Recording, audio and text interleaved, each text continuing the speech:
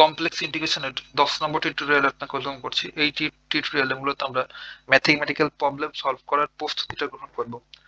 Kashish integral থিওরেমটা আমাদের কি ছিল? Integration over the close curve C, then complex ফাংশনটা এফ অফ জেড ডিজেড, এইটার ইন্টিগ্রেশনের ভ্যালু হলো 0। এক্ষেত্রে কন্ডিশনটা কি? আমাদের ক্লোজ কার্ভ সি থাকবে এবং এই ক্লোজ কার্ভ সি এর বাউন্ডারির প্রতিটা পয়েন্টে এবং ভেতরের প্রতিটা পয়েন্টে আমাদের যে এফ অফ জেড এই কমপ্লেক্স ভ্যালুড ফাংশনটা অ্যানালিটিক হতে হবে। অ্যানালিটিক মানে কি ভাই? ওই তো সি আর ইকুয়েশনকে স্যাটিসফাই করতে হবে আর চারটা পার্শিয়াল ডেরিভেটিভ এক্সিস্ট করতে হবে। আর কস ইন্টিগ্রাল ফর্মুলাটা কি?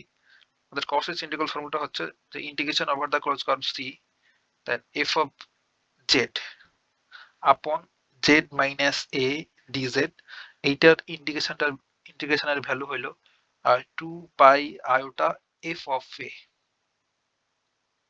এক্ষেত্রে কি হয়? একইভাবে আমাদের ক্লোজ কার্ভ সি, এই তো এই ক্লোজ কার্ভ সি থাকে।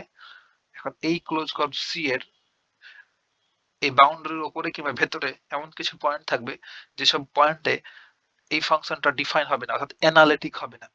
সেক্ষেত্রে আমাদের এই ইন্টিগ্রেশনটার ভ্যালু 0 হবে না, হবে এইটা 2 পাই আয়োটা এফ অফ এ। দেখেন ধরেন ভেতরে একটা পয়েন্ট এ আছে, এই এ পয়েন্টে এই ফাংশনটা ডিফাইন না। আমরা এই ফাংশনটা কখন ডিফাইন হবে কি হবে না এটা বের করার জন্য হট ইকুয়ালস টু 0 লিখি। এখানে হটটা কত? জেড মাইনাস এ, তাই না? তাহলে Z minus A equals to 0 লিখলাম, দেন দেখছি যে জেড ইকুয়ালস টু হচ্ছে এ। তাহলে জেড ইকুয়ালস টু এ পয়েন্ট এই ফাংশনটা ডিফাইন না, কারণ যখন এই জেড এর পোর্শনে এ পুট করব এ মাইনাস এ 0, তাহলে সামথিং বাই 0 তখন আনডিফাইন হয়ে গেল, অসংজ্ঞায়িত হয়ে গেল। আর অসংজ্ঞায়িত হলে তো অ্যানালিটিক হওয়ার কোনো প্রশ্নই ওঠে না, তাই না? তাহলে এই এ পয়েন্টে আমাদের এই ফাংশনটা অ্যানালিটিক না, ফাংশন ডিফাইনই না, তো অ্যানালিটিক কিভাবে হবে? অ্যানালিটিক না, তার জন্য এটার এই কসিস ইন্টিগ্রাল থিওরেম অনুসারে ইন্টিগ্রেশনের ভ্যালু 0 হচ্ছে না, ইন্টিগ্রেশনের ভ্যালু হচ্ছে এইটা 2 পাই আয়োটা এফ অফ এ। এ হচ্ছে ওই পয়েন্টটা যেই পয়েন্টে আমাদের এই ফাংশনটা অ্যানালিটিক না। এখন মোস্ট ইম্পর্টেন্ট সেটা হচ্ছে সিঙ্গুলার পয়েন্টস জিনিসটা কি, বা ব্যতিক্রমী বিন্দু বলে এটাকে। আমরা চাইলে এখানে একটু লিখে রাখতে পারি, এটা খুব কাজ দিবে। যে যেসব পয়েন্ট বা যেসব পয়েন্টে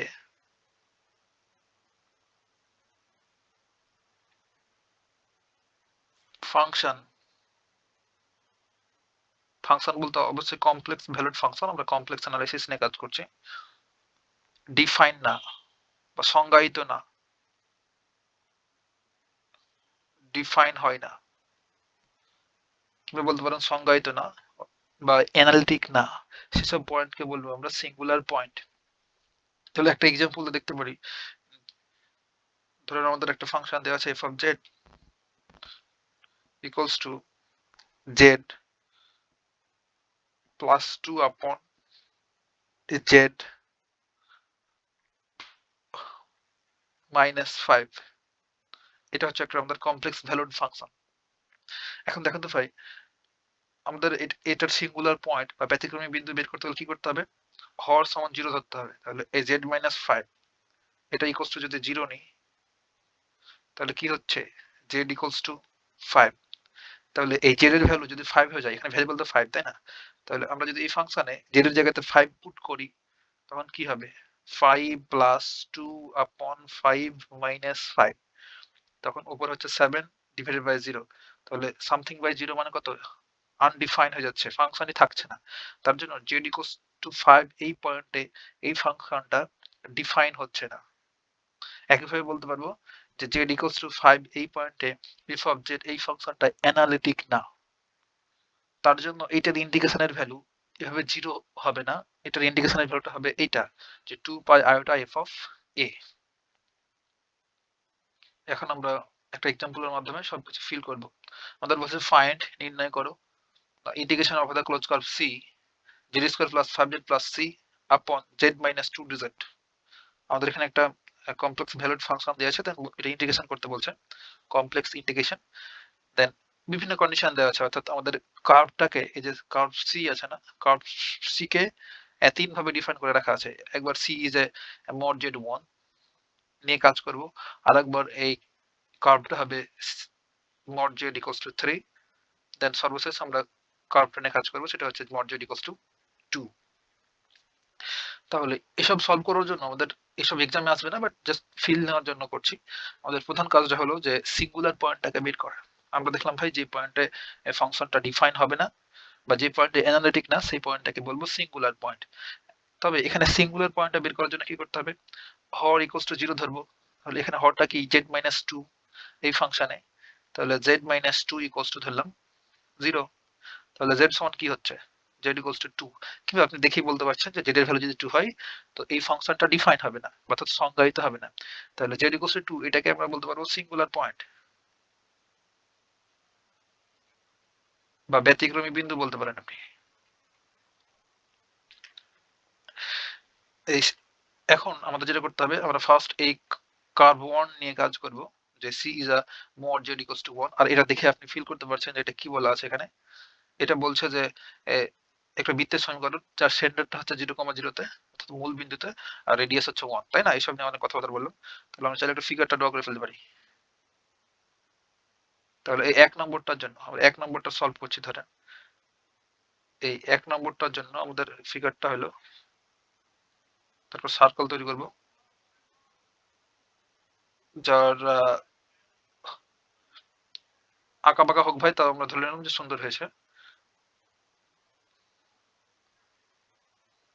সেন্টার হচ্ছে 0,0 তে, আর এই সার্কেলের রেডিয়াস হচ্ছে 1।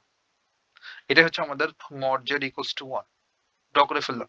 হ্যাঁ, তো এখন আমাদের দেখতে হবে যে যে সিঙ্গুলার পয়েন্টটা পেয়েছি অর্থাৎ z ইকুয়ালস টু 2, এই সিঙ্গুলার পয়েন্টটা কি আমাদের এই কার্ভের মধ্যে আছে কিনা। এই 1 নম্বরটা সলভ করার জন্য আমাদের কার্ভ কি, এটা হচ্ছে আমাদের c, এটাই হচ্ছে আমাদের কাঙ্ক্ষিত c। হ্যাঁ, তাহলে এই কার্ভের মধ্যে কি এই সিঙ্গুলার পয়েন্টটা পড়ছে কিনা আমাদের এটা দেখতে হবে। এখন দেখুন তো ভাই, এই বৃত্তের রেডিয়াস হচ্ছে 1, তাহলে এই পয়েন্টটা কত 1, তাহলে 2 কোথায় থাকবে, এটা x অ্যাক্সিস, এটা y অ্যাক্সিস, তাহলে 2 অবশ্যই এখানে থাকবে। ধরলাম এখানে 2 আছে।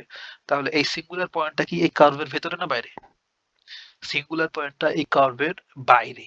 আপনি চাইলে নোট করে রেখে রাখতে পারেন যে সিঙ্গুলার পয়েন্ট যদি ক্লোজ কার্ভের এই মধ্যে অবস্থান না করে বা মধ্যে না পড়ে, তাহলে সেটা অ্যানালিটিকই থেকে যাবে। তাহলে এই এফ অফ জেড এই টোটালি ফাংশনটুকু, এই ফাংশনটুকু along the curve, এই যে mod z equals to 1 এর ভিতরে অ্যানালিটিকই থেকে যাবে, কারণ এই সিঙ্গুলার পয়েন্টটা কার্ভের বাইরে অবস্থান করছে, বাইরে। তাহলে এটা কোনো হ্যাম্পার করবে না, তাহলে এটা অ্যানালিটিক থেকে যাবে। তাহলে আমরা বলতে পারবো যে এই 1 নম্বর কন্ডিশনের জন্য বা 1 নম্বর কার্ভের জন্য এই টোটাল এই ফাংশনটা কি অ্যানালিটিক। তাহলে এটার ইন্টিগ্রেশনের ভ্যালু কি হবে, ডাইরেক্ট 0। তাহলে এই 1 নম্বর এটার আনসারটা হলো ইন্টিগ্রেশনের ভ্যালু 0। অর্থাৎ চাইলে এই টোটাল টুকু লিখতে পারি, কিংবা সিম্পলি লিখে দিলাম এটার আনসার হলো 0। কিংবা integration of the close curve c আর z square plus 5z plus 6, আর কোনো কিছু চেক করা লাগলো না। হ্যাঁ, এটা হচ্ছে কস ইন্টিগ্রাল থিওরামের মজা আসলে, z মাইনাস 2 dz, এটার ইন্টিগ্রেশনের ভ্যালু হচ্ছে সিম্পলি 0। কখন, এই 1 নম্বর কন্ডিশনে, অর্থাৎ যখন ক্লোজ কার্ভটা হচ্ছে mod z equals to 1। এবার 2 নাম্বার দেখব। এবার আমাদের ক্লোজ কার্ভটা কি, ক্লোজ কার্ভটা হচ্ছে mod z equals to 3। তাহলে এটা আমরা ড্র করে ফেলবো ফিগারটা। ফিগার ড্র করলে কিন্তু অর্ধেক ম্যাথ হয়ে যায় প্রতিটা ক্ষেত্রে।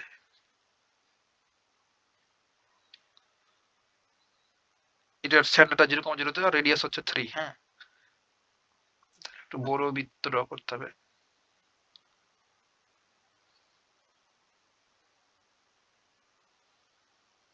এটা কিন্তু বৃত্ত হয়নি মোটেও।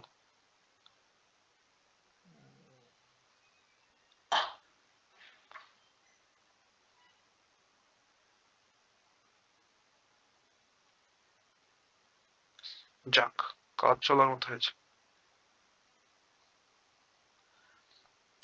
তাহলে এটা হচ্ছে আমাদের সেন্টার 0,0,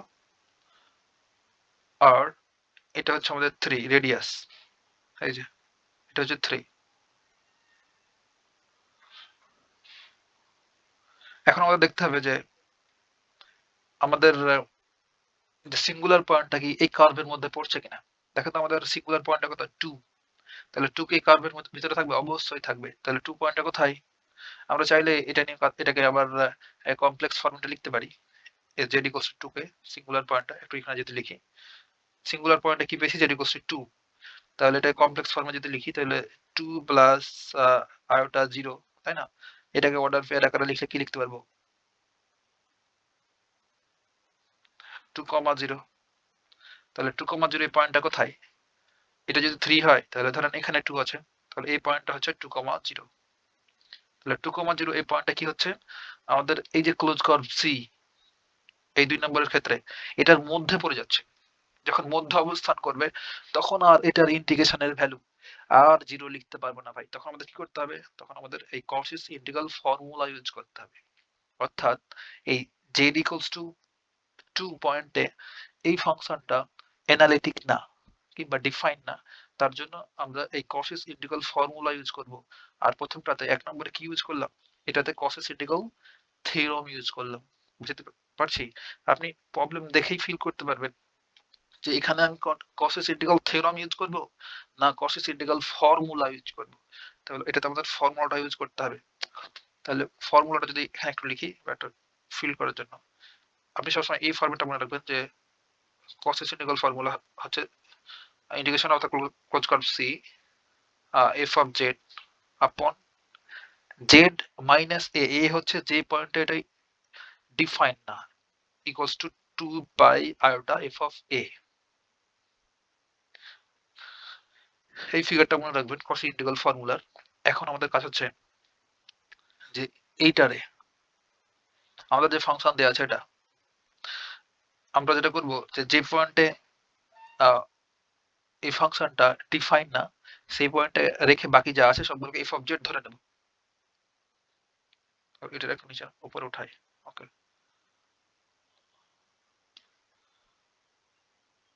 তাহলে আমাদের যে ফাংশনটা দেওয়া আছে over the close curve C, এক লাইন লিখে দেখাই, হ্যাঁ, তাহলে আন্ডারস্ট্যান্ডিংটা ভালো হবে। জেড স্কোয়ার প্লাস 5z,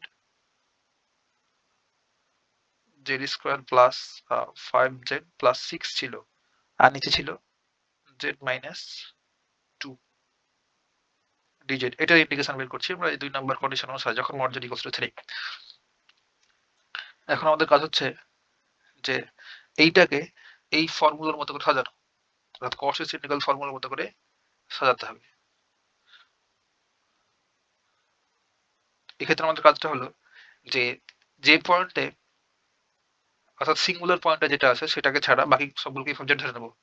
তাহলে ক্লোজ কার্ভ সি তা z square plus 5z plus 6 এই সম্পূর্ণকে একসাথে ধরে নিলাম f of z, f of z. আর নিচে জেড মাইনাস 2 থেকে গেল, অর্থাৎ সিঙ্গুলার পয়েন্টটা নিচে থাকবে সেটাকে রেখে দেবো আর বাকি সবগুলোকে এফ অফ জেড ধরে নেব। এটা হচ্ছে আমাদের কাজ। এই যে সিঙ্গুলার পয়েন্ট হচ্ছে আমাদের 2, আর 2টা যেখানে থাকবে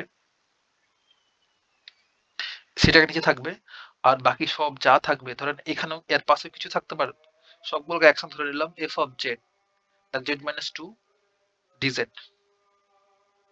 এখন বলেন তো ভাই এই ফিগারটা কি, এই ফিগারটা কি আমাদের এইটার মতো হয়ে গেছে না, এই লেফট সাইডের এই অংশটুকুর মতো? যদি হয়ে যায় তাহলে এটার ইন্টিগ্রেশনের ভ্যালু কি, 2 পাই আয়োটা এফ অফ এ। এখানে এ বলতে কত, দেখেন এখানে ছিল জেড মাইনাস এ, এখানে ছিল এ, তাহলে এখানে হবে এফ অফ 2। বুঝতে পারলাম? আর আমাদের এখানে এফ অফ জেড ধরেছে কোনটুকুকে, উপরের অংশটুকুকে। এখানে আমাদের এফ অফ জেড হচ্ছে Z square plus 5z plus 6, তাই না? তাহলে আমরা এফ অফ 2 লাগবে এখানে আমাদের, তাহলে এফ অফ 2টা বের করে ফেলবো। এফ অফ 2 ইকুয়ালস টু হচ্ছে 2 স্কোয়ার প্লাস 5 ইন্টু 2 প্লাস 6, তাহলে 4 10 20 হচ্ছে। তাহলে এফ অফ 2 এর ভ্যালু হচ্ছে 20।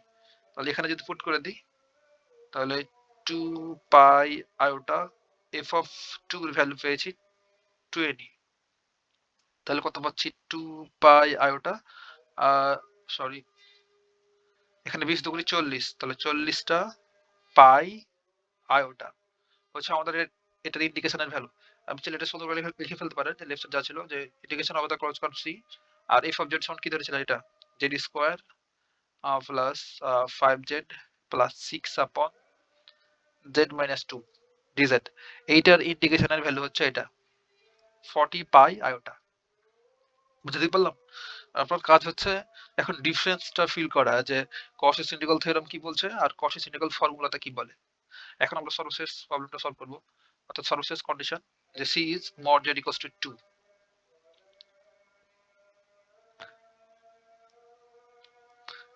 তাহলে আমরা আবার সার্কেল ড্র করব 3 নম্বর কন্ডিশনের জন্য। তো এবার হচ্ছে mod z equals to 3, sorry 2।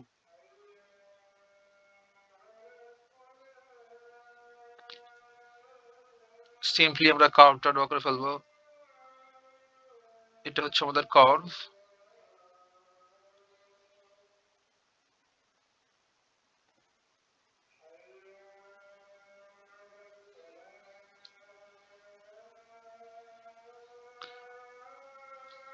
এটা 0,0 আর এটা হচ্ছে আমাদের রেডিয়াস 2। হ্যাঁ, তাহলে এখানে এই পয়েন্টটা হচ্ছে 2 এই কার্ভের। আর আমাদের সিঙ্গুলার পয়েন্টটা কত? সিঙ্গুলার পয়েন্টটা হচ্ছে 2। তাহলে কোথায় পড়ছে সিঙ্গুলার পয়েন্টটা? এই কার্ভের উপরে পড়ছে। দেখেন আমাদের সিঙ্গুলার পয়েন্ট হচ্ছে এই 2, তাহলে এই পয়েন্টটা আমাদের কার্ভের উপরে পড়ছে। আর ভেতরে কিংবা উপরে পড়লেও প্রবলেম। তাহলে এই 2 পয়েন্টে ওই পয়েন্টটা যদি এখানে ডিনোট করি, ধরেন পয়েন্ট আছে এখানে, পয়েন্ট আছে 2,0, তাহলে এই পয়েন্টটা এই কার্ভের উপরে পড়ছে বা বাউন্ডারির উপরে। তাও এই 2 পয়েন্টে এই ফাংশন f অফ z ফাংশনটা আর অ্যানালিটিক হবে না। এক্ষেত্রেও আমাদের ওই কসেস ইন্টিগ্রাল ফর্মুলা ইউজ করতে হবে। তাহলে যখন mod z equals to 2, সেক্ষেত্রেও আমাদের রেজাল্টটা হলো, এক্ষেত্রেও অ্যান্সারটা হবে 40 পাই আয়োটা। তো সেম ভাবে ক্যালকুলেশন করতে হবে এটার মতো করে। এখানে যা করলাম এইভাবে ক্যালকুলেশন করে আমাদের রেজাল্ট হবে 45 আয়োটা। তাহলে আমরা বলতে পারি ভাই যে এই ফাংশনটা যখন আমরা কমপ্লেক্স ইন্টিগ্রেশন করছিলাম over the close curve c, যখন mod z equals to 1, তখন আনসারটা পেয়েছি 0, কারণ এটা এই কার্ভের ভেতরে অ্যানালিটিক ছিল f অফ z এই ফাংশনটা। আর 2 নাম্বার যখন সলভ করছিলাম তখন z equals to 2 পয়েন্টে অ্যানালিটিক ছিল না, তখন এটার আনসারটা আমরা বের করলাম 40 পাই আয়োটা। আর যখন রেডিয়াস 2 ছিল এই ক্লোজ কার্ভের, সেটাও কিন্তু আমাদের ওই ক্লোজ কার্ভের বাউন্ডারির উপরে পড়ছিল। বাউন্ডারির উপর পড়লেও তো অ্যানালিটিক হবে না, তার জন্য এটাও একইভাবে সলভ করে আমরা পেয়েছি 45 আয়োটা। That's it. এতটুকু বুঝলেই হবে ভাই। বাট পরিশেষে একটাই কথা, যে আপনি দুইটা কথা মনে রাখবেন। যদি সিঙ্গুলার পয়েন্ট এই ক্লোজ কার্ভের ভেতরে পড়ে, তখন আপনাকে ইউজ করতে হবে কসেস ইন্টিগ্রাল ফর্মুলা। আর যদি বাইরে পড়ে, তাহলে তো এটা কোনো হ্যাম্পার করছে না, তখন আমরা সিম্পলি কস ইন্টিগ্রাল থিওরেম ইউজ করে ডাইরেক্ট ওটা ইন্টিগ্রেশনের ভ্যালু 0 বলে দিতে পারবো। বুঝতে পারলাম? এতটুকুই হচ্ছে বোঝার ব্যাপার এখানে। আর যদি একাধিক সিঙ্গুলার পয়েন্ট থাকে, এমন হতে পারে হ্যাঁ, যে অনেকগুলো সিঙ্গুলার পয়েন্ট আছে, তখন যে সিঙ্গুলার পয়েন্টটা বাউন্ডারির ভেতরে পড়বে সেই সিঙ্গুলার পয়েন্টটাকে রাখবো, বাকি সবগুলোকে আমরা এই সাবজেক্ট ফাংশন বলে দেবো। এমন প্রবলেম যখন আসবে তখন সেটা আবার দেখবো। হ্যাঁ, এতটুকুই ভাই, কথা হবে নেক্সট টিউটোরিয়ালে।